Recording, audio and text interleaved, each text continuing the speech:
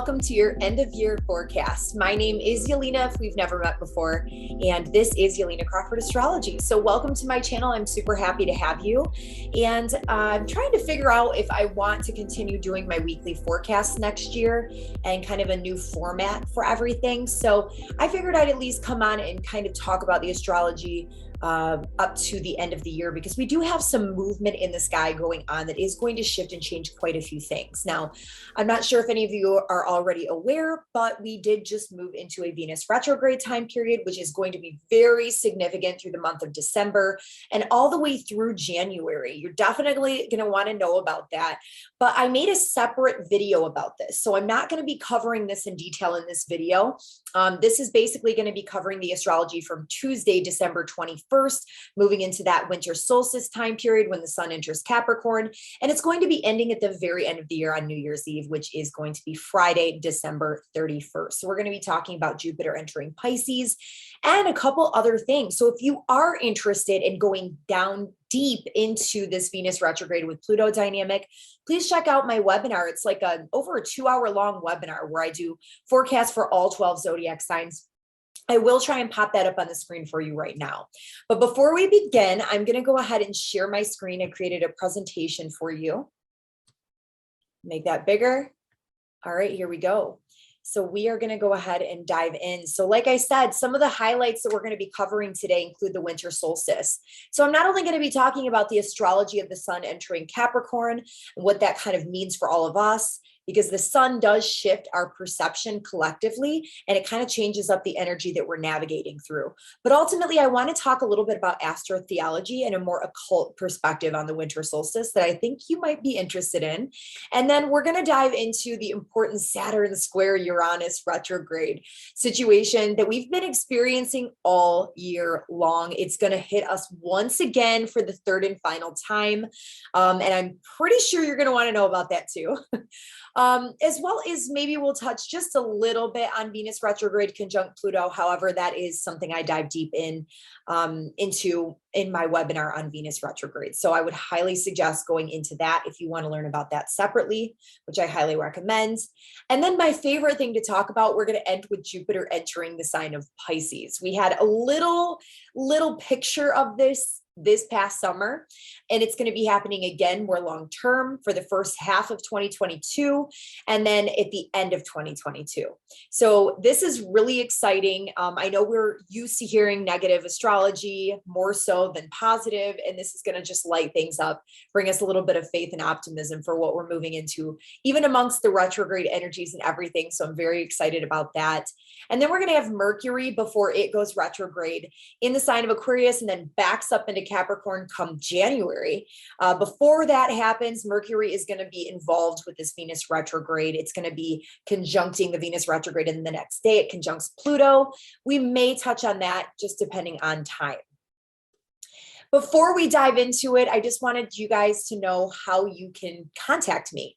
I do personal astrology readings. So if you are going through maybe a major life transition, or you feel like the energy is really affecting you and you want to make sense of where you're headed, what's going to be happening in the year ahead, I am your girl. So contact me. You can book a reading at YelenaCrawford.com. Just hit the little readings tab at the top, and there's a booking calendar thing that's right on my website.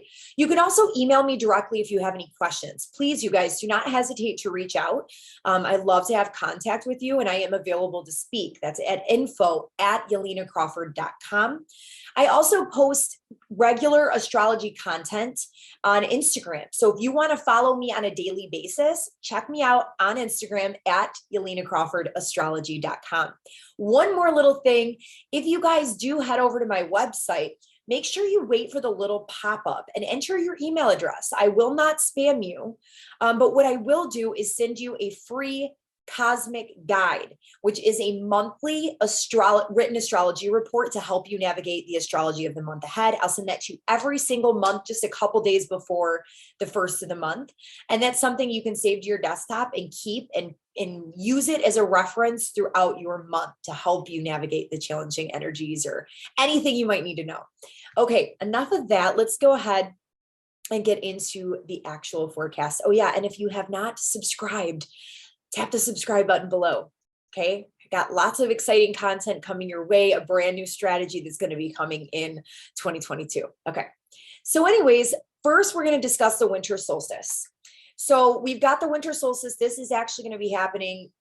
Well, I'm filming this on Monday, the 20th, but when I'm launching this, it will be the winter solstice. So I'm not sure when you're watching it, but it will have been Tuesday, December 21st. But of course, the sun takes about 30 or so days to transit any astrological sign. So this energy is definitely prominent for the entire month. So it's not like if you're watching it 2 weeks from now, it's going to be any less significant. So basically the sun enters into the sign of Capricorn. What happens with this is that astronomically, the sun on its path, yearly path, which is called the ecliptic, it's going to be at its lowest point from our perspective here in the Northern Hemisphere. So this is the shortest day of the year, the least amount of light. And because that we're not getting that warmth of the sun, it is the coldest portion of the year for most of us anyways. And with Capricorn energy, this is a season of increased ambition when we might be much more focused on our goals, our ambition, our drive, depending on where Capricorn is for you in your chart. Because if you are like a 12th house Capricorn person, you could be doing things behind the scenes, but it might not be as prevalent, right? So anyways, season of increased ambition, we might be really driven and motivated to achieve our goals in a methodical way. We might be much more focused on practicality, diligence, building discipline. And also, Capricorn is ruled by Saturn. This is Saturn's domicile in traditional astrology. And because it's got that Saturnian energy, it can be a little bit more of a serious time. Saturn is a restrictive planet. In cold weather, we feel restricted. We feel a little bit more tight. Our muscles tense up. That's very Saturnian. Saturn, because it's associated with winter, when the sun is not as big and bright in the sky, it coincides with the theme of death, restriction, limitation, when everything outside is finally dead and we are in that transforming portion of the winter when we're getting ready for the spring to come again, right? So this could be a dreary or a dark time of year where we are feeling cooped up. We're feeling a little bit more restricted or limited. We're not able to go outside and be social. And that's for some of us, of course, right? Because this is typically all symbolic, the seasonal, relevance anyways. And we feel a little bit more limited in these colder climates. Now, this year, what's different about this Capricornian winter solstice type of season is that not only will the sun and a couple other planets be moving through the sign of Capricorn, but we do have this Venus retrograde period. So I'm going to get my little writing device so I can show you what I'm talking about here. But as you can see, we've got Capricorn right here. This is the glyph for Capricorn. Okay. Can't write very well with this. And then we've got Venus right here. Okay. So the sun is back here. It's not quite to the point of Venus yet.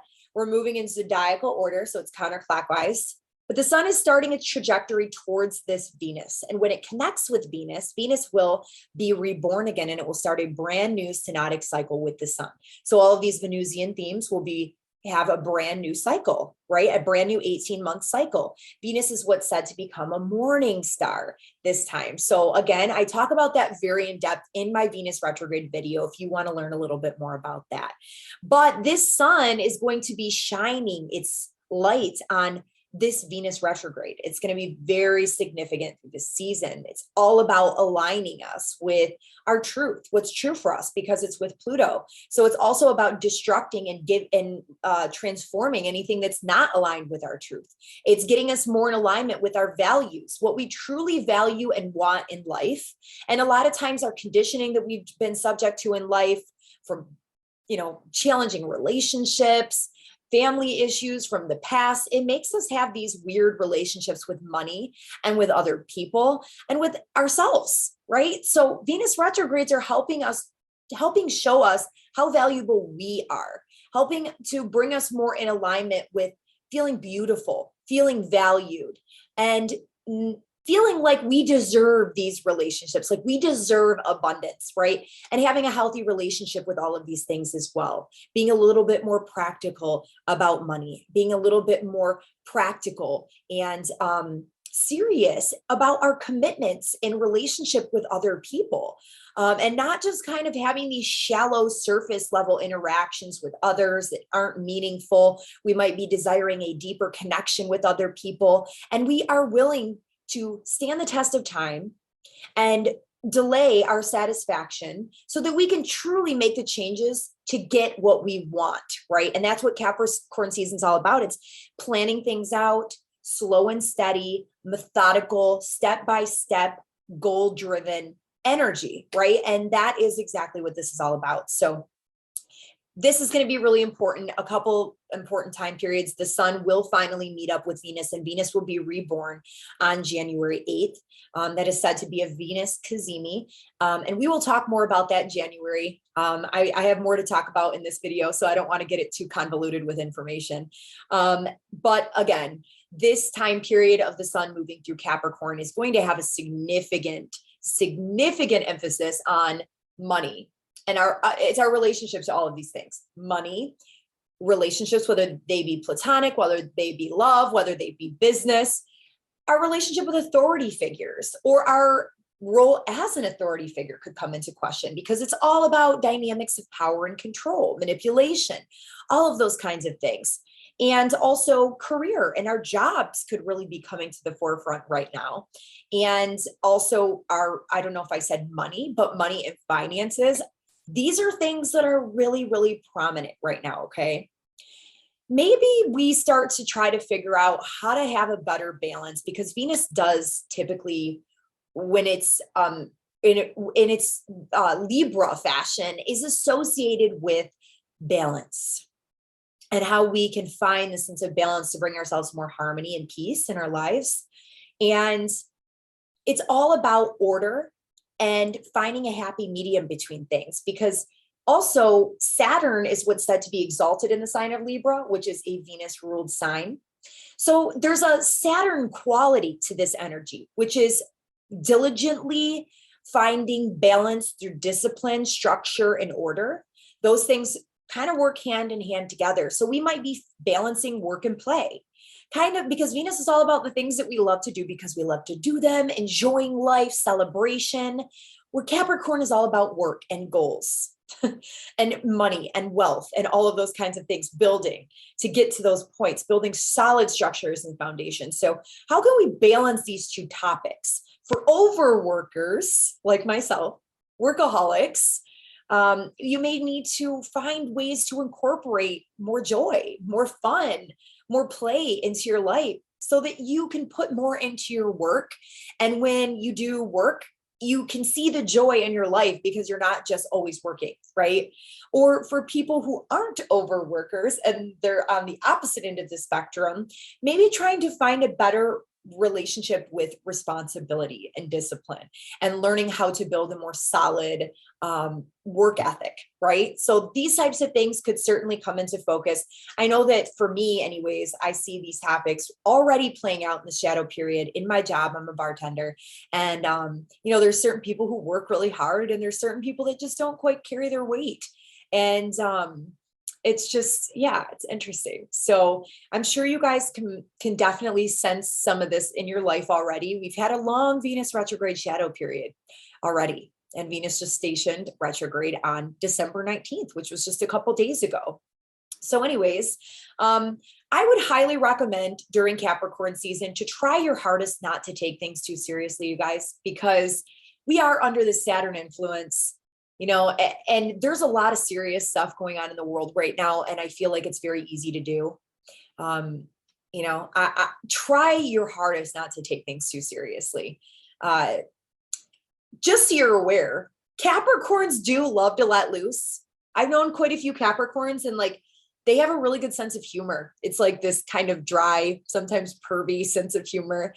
And I think that they, after all the work is done, they're not afraid to kind of let loose, having fun, celebrating, just sharing conversation with friends and family. And I think that the holiday season will help us to lighten up a little bit, but moving into January, just a little word to the wise, a little tip, some advice for you. Now now that we've talked about this, I do want to get into a different perspective on this. Oops, I got to clear that. Let's see here. Okay. So I want to get into a different perspective. So we're going to look at the winter solstice from an occult Astro Theology type of perspective. So I wasn't sure if you guys are aware that the birth of Jesus is actually astrological. And this is very hard, difficult to find information unless you study these types of things, right? I had a friend who introduced me to Astro Theology a while back, and I don't necessarily have time to learn too much about it right now, but I do find it extremely fascinating, and I highly suggest looking into it if you guys are interested. So Astrotheology, it comes from the Greek word astron. Astron means star, okay? And theology means the study of God. So it's the study of God and how it relates to the stars and to the heavenly bodies above. So basically, since ancient times, humanity has been worshiping these figures. Let's call them deities. And they're associated with the heavenly bodies, which a lot of us don't realize, which are like the sun and the moon and the stars and everything in the sky. So follow me here. Now, this has to do with the solstice and the birth of Jesus Christ. So on December 24th, the brightest star in the sky, which is Sirius, it's the eastern sky, it aligns with 3 of the brightest stars in the Orion belt. And these 3 stars are known since ancient times. This isn't something we just made up in modern day. This is since ancient times, they were known as the 3 kings, okay? So these stars all align and they point towards the sun, which is rising by degree on the ecliptic on December 25th. So the sun moves its first degree upward, which is going to be moving up towards the pole star, gaining in light. So that's what happens after the solstice. The sun reaches the bottommost part, which is the shortest day of the year, and then it will gain in light on the 25th. Now, wait a minute here. I'm going to break this down even more. So now that you have the basis of the information, this is why in the Bible, they follow the stars to locate the birth of the sun, right? That is what this actually meant. And it was translated as the birth of Christ, right? The Son of God.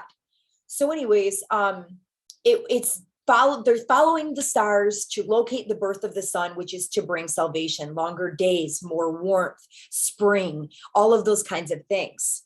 So hear me out with this timeline. The sun reaches the lowest point in its trajectory on the ecliptic in the sky on December 21st, which is the winter solstice. Again, shortest day of the year, lowest amount of light. In the northern hemisphere, it's the coldest, winter. And then it's idle for 3 days. So it's still moving. It's not necessarily idle. So sun reaches the lowest point on December 31st. It's idle for 3 days, which is the 22nd, the 23rd, and the 24th.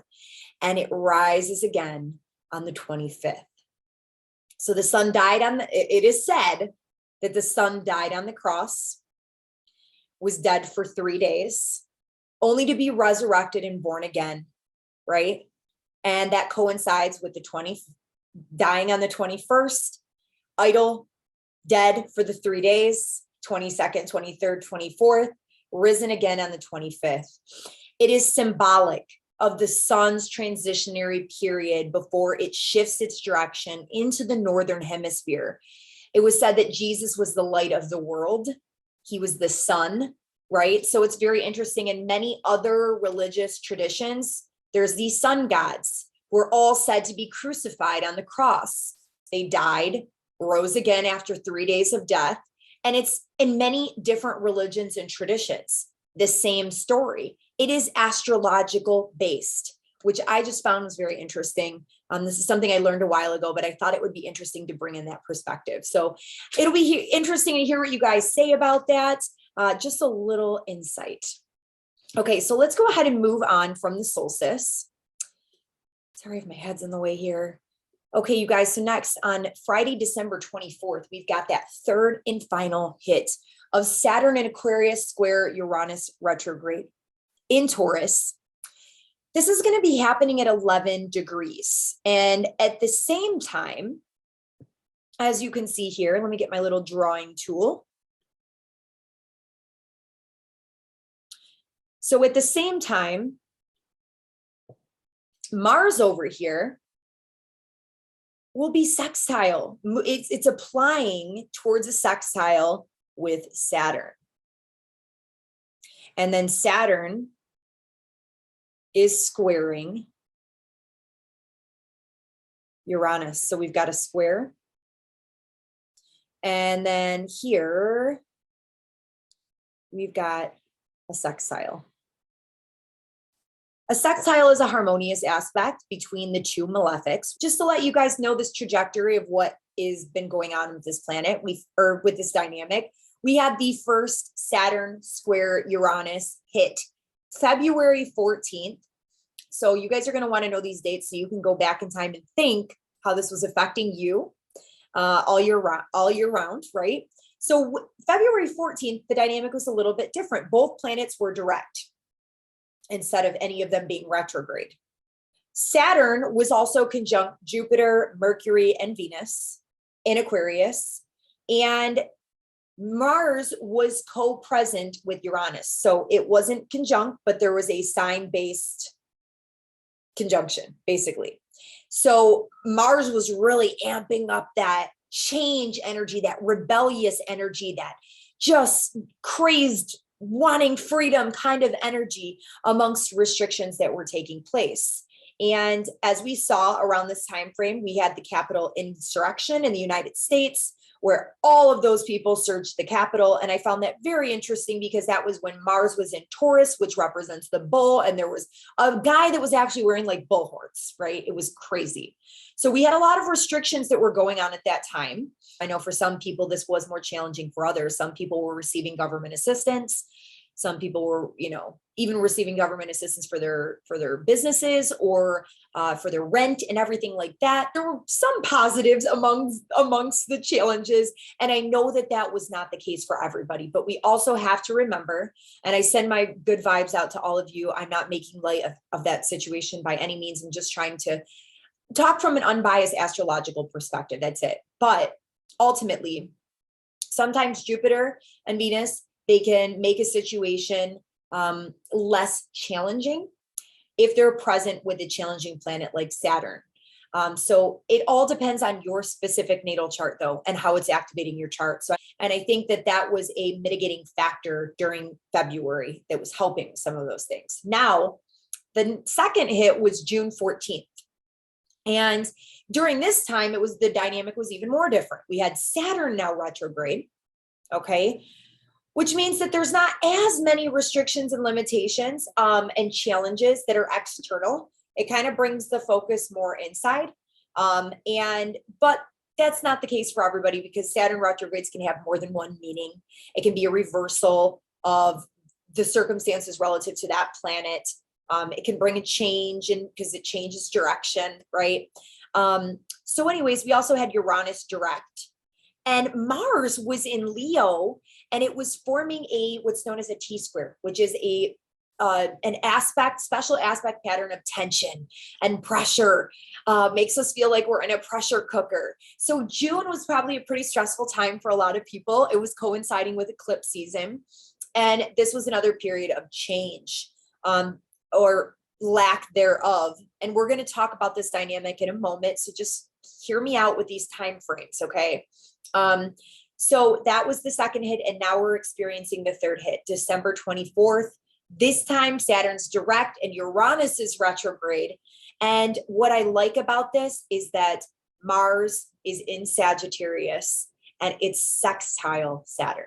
So this is the only one where I see a little bit more positivity.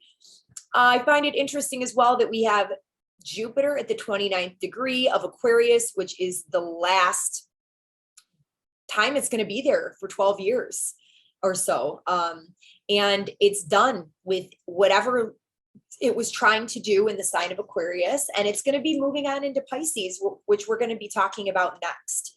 So, there's a lot going on here. Now, with this dynamic, we know that there's change that's taking place, okay? But Saturn's involvement with this whole thing is making things a whole lot more difficult than it needs to be. And how might this be playing out for us? I'm going to give you many different perspectives here so you can relate this to your own personal lives.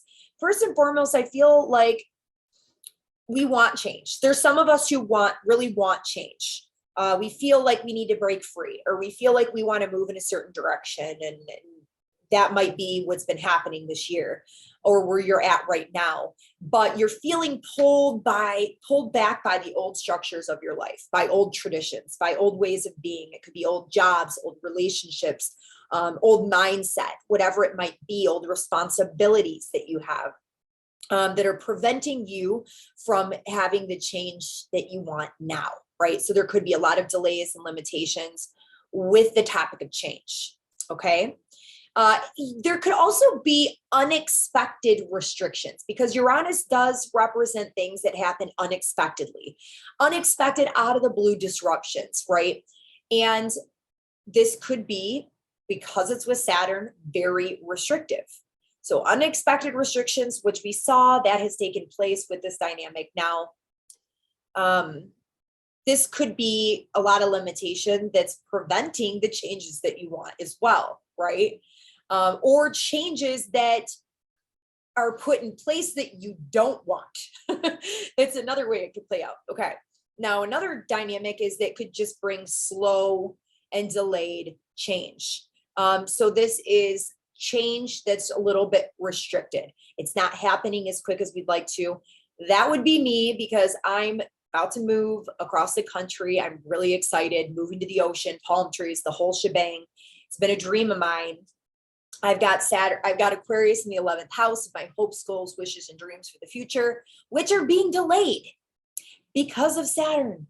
So there's just been a lot of things that have been delaying that, making it really challenging and hard for me this year. There's like a pullback from the past of my job, my bartending job, and what I really want to do with my astrology and everything like that. So I'm right there with you guys.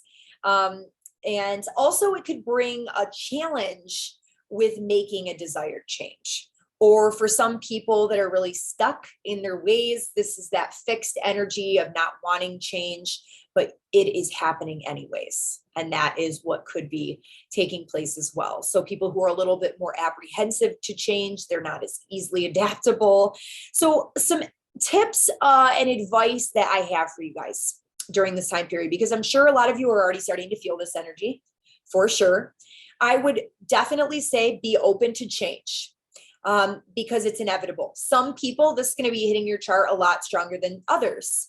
If you have personal planets or points near that 11-degree marker point of Taurus or Aquarius, or any of the fixed signs for that matter, I would say anywhere in those signs, it's going to hit you really, really hard in the fixed signs. It's going to be more challenging.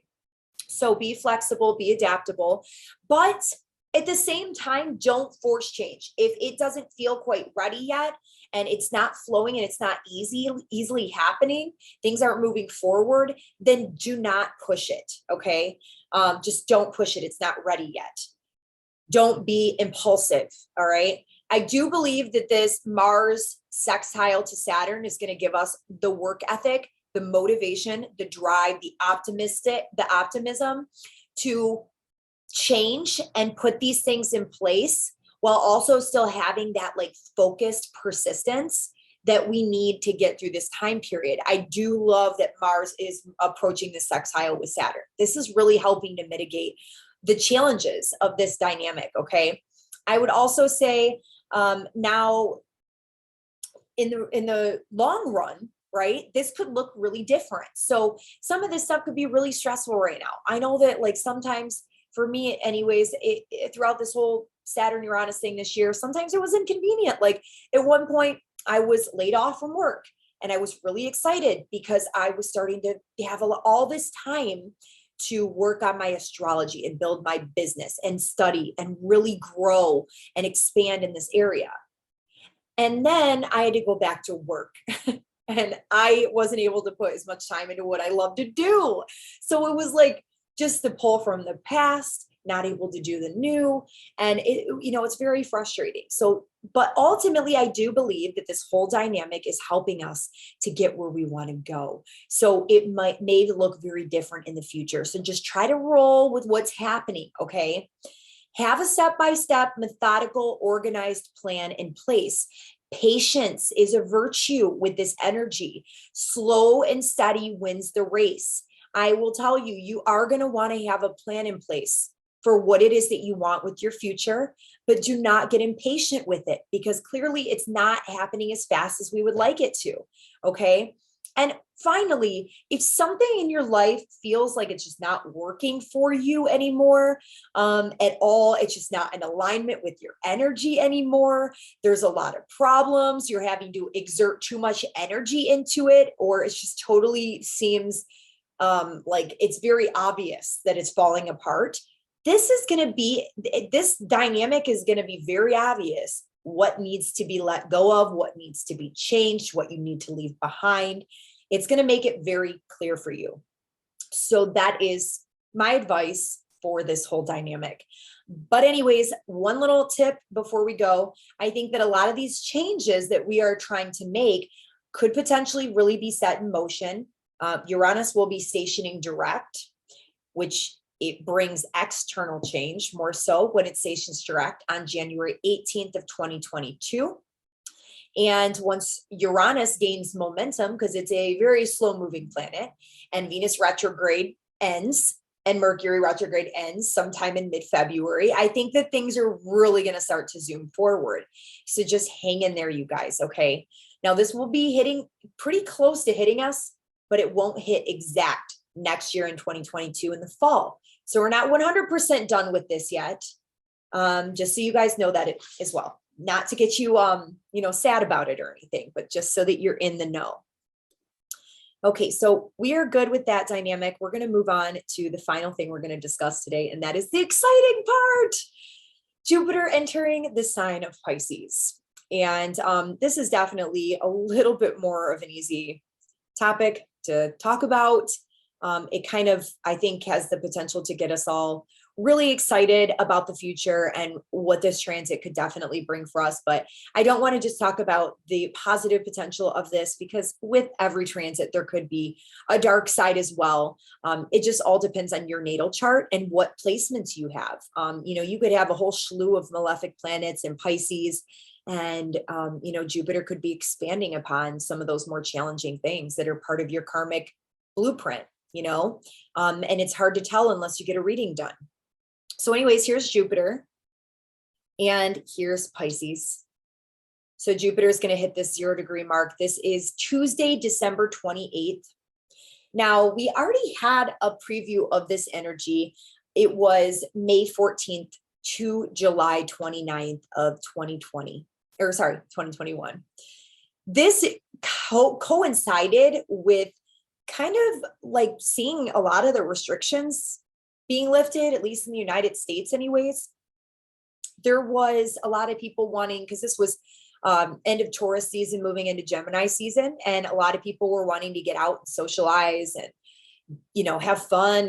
And there was just like this feeling of peace and compassion and interconnectedness amongst groups of people. And you could definitely feel it in the air. Everybody was like excited, optimistic that maybe this could be over, not really sure. But, as astrologers, we knew that it wasn't over quite yet, which sucks, but it's the reality of it.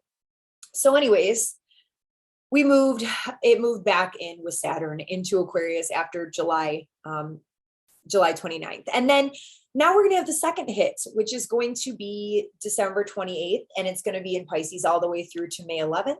Then it will enter Aries, and then it will hit its retrograde at one point, and it'll retrograde back into Pisces from October 29th to December 21st.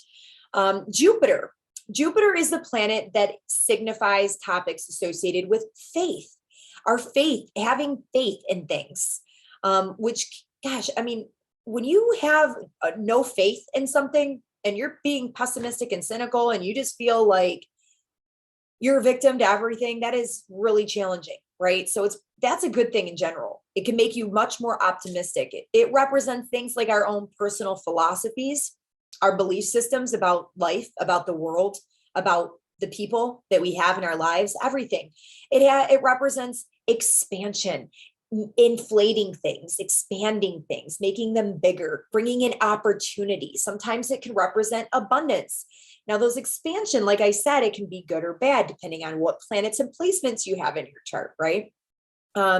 Typically, more positive for most people.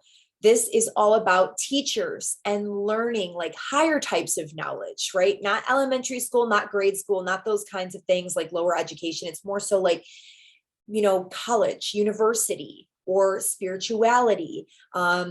It's all about publishing and books. So maybe if somebody's trying to get their book out there, this would be a really great time for that. So we might be really going through a cycle of learning and development in a spiritual sense, right? It's all about expanding our knowledge, expanding our belief systems, and expanding our consciousness in general. And I wanted to read a little bit of what an ancient astrologer, Vettius Valens, said about Jupiter. He was a 2nd century Hellenistic astrologer. So Jupiter indicates childbearing. Jupiter is very fertile, you guys. So this could be an interesting time, I believe, for some people when it comes to childbirth, being able to bear a child. And we're going to talk about that because there would be certain indicators in the chart that you would definitely want to look for. And I'll tell you about that in a moment. But it's all about desires, political ties, because this has a lot to do with law and politics and things like that. So if you're involved in like a lawsuit, potentially this could be, for most people, pretty positive energy, unless you got a lot of conflicting aspects going on in your chart as well. Prosperity, salaries, great gifts, and abundance of crops. We have to remember, this is like old writing. So trust, inheritance, fellowship, brotherhood, beneficence, the secure possession of goods, relief from troubles, release from bonds, freedom. So also he says there are a couple of main themes here. Jupiter is giving life. Jupiter is abundance of all good things. It is growth. It is expansion. It is good times. We also see elevation, high rank, honor, and the power that goes with high office. Along with good fortune, Jupiter relates to money and control over money. Money plus good fortune gives gifts and relief from trouble. So that is the insight from very ancient times, 2nd century. They had the same outlook on Jupiter. And when Jupiter is in a position where it is well dignified, it can operate at the best of its capacity. And Jupiter is in what's called its domicile in traditional astrology in the sign of Pisces. This is its home spot. So it's able to operate in the best possible way, which is a very positive thing. So some of the things that it could bring, from my perspective, rather than Vettius Valens, I think that it could bring a feeling of interconnectedness amongst other people, or just with you in a spiritual sense. Feelings of love, feelings of compassion, having a stronger sense of empathy, and being able to understand people on a very deep and emotional level. So really strengthening our connections. And this is dependent on where Pisces falls within your chart to hone in on more of the specific themes and how this will play out for you, right? So if this is in your 7th house, this could really bring maybe a birth of a new relationship, or maybe a lot of love and interconnectedness with your partner, or maybe making it possible for you and your partner to conceive, or something like that could potentially be a possibility. So those are just all different ways that this could play out. But if it's in the 12th house, maybe it's like interconnectedness with things beyond this realm. So connecting, having a sensitivity and sensing that there is life outside of this planet, and you're maybe even channeling these energies, or like able to connect to your psychic senses. Those kinds of things could definitely come into the forefront. So on another perspective, opportunities to grow in terms of knowledge, education. You might have some great teacher come into your life, or somebody who's like a guru of some type of topic that could really help you to truly heal and develop some great knowledge or something like that. Maybe develop spiritually, or really like shoot forward in spiritual development and maturity. This could be associated with spiritual awakening, especially when it's going to connect in the spring with Neptune. I had when Neptune hit my natal Jupiter in Pisces, I had a spiritual awakening, and it was crazy. So I'm sure that this is going to be some big energy for a lot of people to awaken, or even just awaken to another level if they already have. Connecting to your sense of multidimensionality or to your higher self. So receiving that embodied higher self guidance could be really important. Maybe just having a stronger sense of intuition or a stronger sense of faith in the divine, in spirit, and source. Now, when Jupiter, like I said, is in feminine signs, it becomes more fertile. Okay. But obviously your whole chart would need to be taken into perspective. So don't take this, 100% for word, but Jupiter is fertile. It brings fertility. It represents the birth of things, whether that be a business or a baby or a new relationship, or maybe you're creating some type of program, coaching program, or business, or whatever it might be. Now, if you are looking for actual childbirth, if you had this happening in your 5th house, or Jupiter was in a positive aspect to the ruler of your 5th house, or maybe in a positive aspect to your ascendant, or maybe it was happening in your 1st house, I can see that all being possibilities of maybe childbirth or something like that. Now, this could be abundance and money and luck and opportunities and knowledge. So it brings like an increase in all of those kinds of things, right? Now, I kind of mentioned this before, but I'd say an overall, because it's Pisces, an increase in mysticism. So you might have like very interesting dreams or like mystical things happen to you that can't be explained, heightened sensitivity, heightened psychic abilities, heightened intuition, and maybe just an increased interest in metaphysical and spiritual topics in general. Now, this is definitely great for creativity, for artistic expression, and for, I would say, like just having a stronger connection with your imagination and being able to create things in general, whether it be content, art, music, poetry, whatever it might be, pottery. These are all amazing ways to express yourself artistically during this, whether it be artistic movement during this transit. So anyways, you're definitely going to want to check your chart though, okay? Because Jupiter, like I said, it inflates and it expands on things. And when it hits malefic planets like Saturn and Mars, it can definitely bring some challenging dynamics. So Jupiter expands, Jupiter inflates what it touches. So it can increase on a more negative standpoint, more challenging standpoint, I guess we should say. Escapist tendencies. That's definitely something with Pisces. Is Pisces feels so connected to realms outside of here that it can be sometimes hard for them to exist within this mundane realm of existence, like a mundane job, right? It can be the hardest thing for somebody with a lot of Pisces energy to like focus. It's just not the way that they work, not the way that they operate. So they find different means and methods to escape, whether it be video games or sex or different addictions like drugs or alcohol, but art and things like that, creating things is going to be the best thing for you to do during this time. So find a healthier method to escape. I would say disassociation, and a lack of focus on the mundane world. So things that are normal daily tasks may be really, really hard to associate with at this time or to be involved with at this time. And that can be kind of challenging when you have to work a regular job, or, you have these daily routines that you got to tend to, or things that are just not things we would normally choose to do, I guess you could say.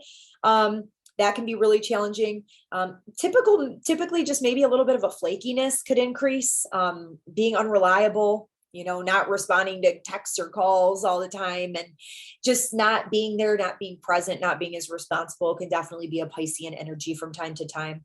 There might be an increase in scapegoating. So you could become subject to manipulation from others, being their scapegoat, becoming a victim. But you do want to watch out that you don't sit too much in this victim mentality that everything is wrong. And you want to try to connect to that higher perspective, right? Not the lower perspective, but the higher perspective of the Pisces energy. And really check in with your belief systems, because this is going to be a good time for you to reshape them if they are less than desirable or less than what you would prefer them to be.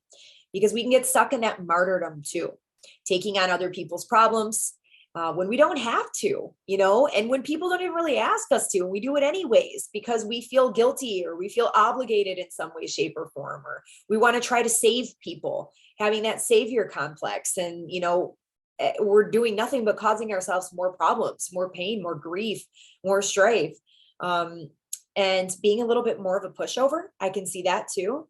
If this was hitting a challenging part of your chart, feeling helpless. And finally, HSPs, people who are already hypersensitive, and if they have malefics, or this is connecting in a square or an opposition with malefic planets or something in their chart, I can definitely see where it could be challenging. You could become almost a little too sensitive. So that can be a problem too. But anyways, I think that's pretty much it, you guys. Let's see. I do want to draw your attention to this really quickly though. This is just a little graph here. I hope you can see that. These are the areas of life you'll want to check your chart. Oops, don't pay attention to this left side over here. I didn't change the signs on the left side of the screen. My bad.